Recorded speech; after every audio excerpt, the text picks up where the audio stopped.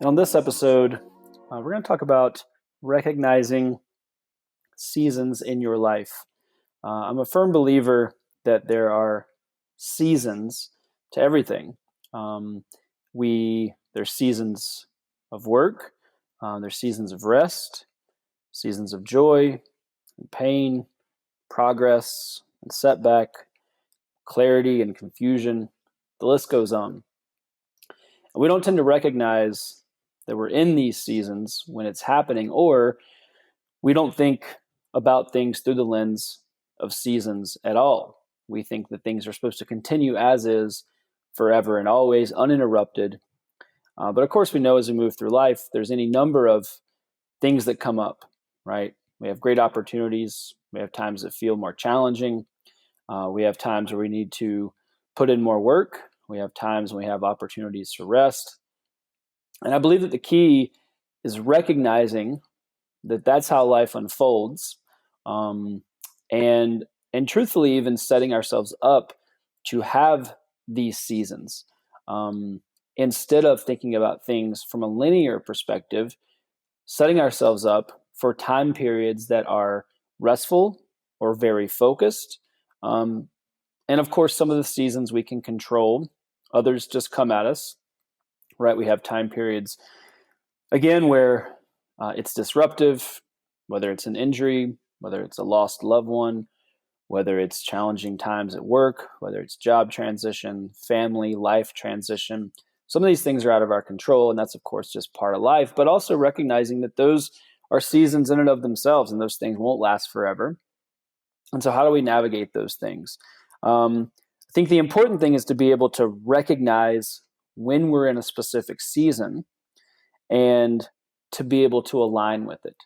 So what I find that most people struggle with is realizing that they're in a particular season at all.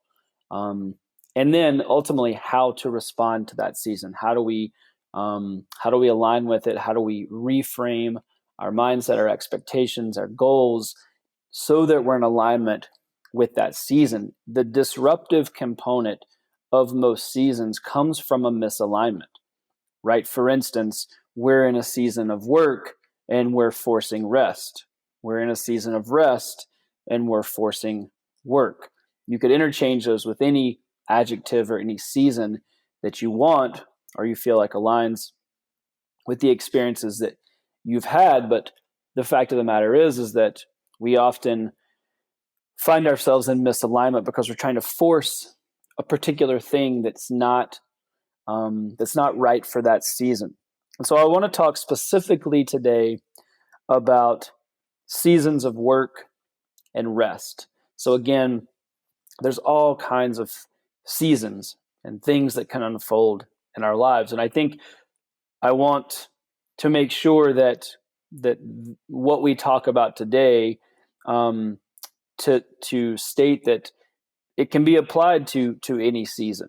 But specifically, I want to talk about work and rest because those are the things that we have the most control over, right? Those are the seasons that we can so often control and be cognizant and aware of how they're happening to us, and our role in them. And so I want to talk about this, as always, through different angles and lenses. We're, of course, going to talk about the movement component, so work as it relates to our goals, as individuals and as athletes, and how we think about those goals, but also work through the lens of our work and our career, whether you're a business owner, an entrepreneur, a career-driven individual, someone who is focused on moving forward, someone who is interested in doing work that's in alignment with what you care about, whether you're interested in creating an impact in the world, whatever that is for you, there's work required in that as well. So work can take on the form of many different things in our lives. So we're going to talk about those, and then rest. So the other side of that, right? What does it look like when we're on the other side of that season, and identifying when we're in those particular time periods. So again, we're going to use work and rest as a place to identify one, the definition of these things. Then we're going to talk about what they feel like. And then we're going to talk about how to get the most out of them. And you'll be able to extrapolate and apply these things to any season of your life. But I believe that the work and the rest season is probably the most impactful and the most ripe for change, because it's where I see so many people get disrupted, right, and feel out of alignment. Because again, it is those are the two seasons that we can control the most. So let's start by defining what these two seasons look like. So start with the season of work, right? And before we go into this, I will say that the season length can vary. And I think that's an important thing to recognize, is that, it could be maybe a challenging week. I'd say typically when we think about seasons of our lives, they're slightly longer periods of time. So they are, it's a month, it's a quarter, could be a year, could be a couple of years, right? And I think it's important to just, before we get into the meat of this conversation, to just know that this time period can vary. And that's one of the things that makes it so important to identify, is that it's good to think about how long this is going to last, right? Now, sometimes we don't know, but as it relates to work, so if it's a season of challenging work from a career perspective, we can often put a timeline on that, right? We have projects, we have deliverables, we have KPIs, we have things that are going to tell us how long we might expect this to last, and we have goals in relation to that. So, maybe it's a few years of really focused work to move you in the direction that you want. Maybe it's a really challenging quarter to push through a particular project, or maybe you're starting a business, and so it's that first year, it's that first 3 years of any new business. So I think that we can put some timelines on this, and it's good if it's from a performance perspective as it relates to training. There's very clear seasons to that, right? It's the build up to an event. It's, when do we need to start to train for specific goals? So we know, is that 8 months? Is it 10 months? Is it a goal for next year? Is that a year and a half build up? What does that look like? And so just to start to compartmentalize and to set yourself up for that runway, I think is really important. So often, we can kind of feel lost in that, and it can be a little ambiguous. And so I think it's important to try to put some parameters on that and just identify how long we think that's going to last, because it's going to help us realign, set ourselves up for success, think about our goals and expectations in alignment with that season. But what does work look like? And work typically, a season of work, I'd say can be any heightened time period where responsibility is elevated. There's aggressive or lofty goals, or a dynamic time period in your life that requires more focus and energy. So this is not an exact definition. This is language that I've come up with based on experiences that I've had personally, as well as in the work that I do with different individuals. And so again, I think it's just to repeat that, so you can start to connect with how you felt during these time periods or seasons of work. With this definition, is that it can be any heightened time of elevated responsibility, aggressive goals or lofty goals, or a dynamic time period in your life that requires more focus and energy. So I just want to set the stage. It's not a hard and fast definition. There's any number of ways that can manifest itself based on individual experiences and life circumstances. But again, there tends to be, there's more going on, right? Again, so we have more responsibility. We have goals that are more aggressive. So that's going to put us in a position where we need to work harder. We need to stay more focused. Or again, a dynamic time period that just requires more of our energy and focus. So that can refer to, again, any number of different areas in our lives. but it's just that heightened sense, right? There's more going on. There's more irons in the fire, so to speak. And I think we've all been in that position. So I imagine all of you listening know what that feels like. But I just want to paint that picture before we go into the rest of the conversation. The antithesis of that, or the inverse of a season of work, would be a season of rest. So what does that look like? So it's any time period that allows for more space and time, periods of time following work seasons when you can reap the rewards of your effort. So again, typically the rest period is going to be on the heels of a work period, right? Now that is an important relationship to identify, is that the season of work does not last forever, right? Now it doesn't mean that we don't work. It doesn't mean that we don't continue to focus on our goals. But again, these heightened time periods of intense effort, focus, energy, responsibility, they can't last forever. By design, there has to be an ebb in that season. And that would be when rest comes in. So the season of rest is when we reap the rewards of the work that we've done, right? Have we put systems in place from a work perspective? Have we finished a project?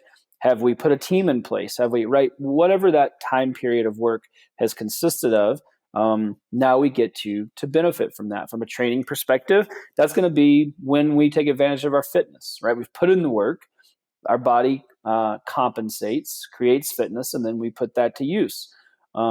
So, fitness only happens during rest. And we can think about that, use that same analogy or that same fact as it relates to the workplace as well.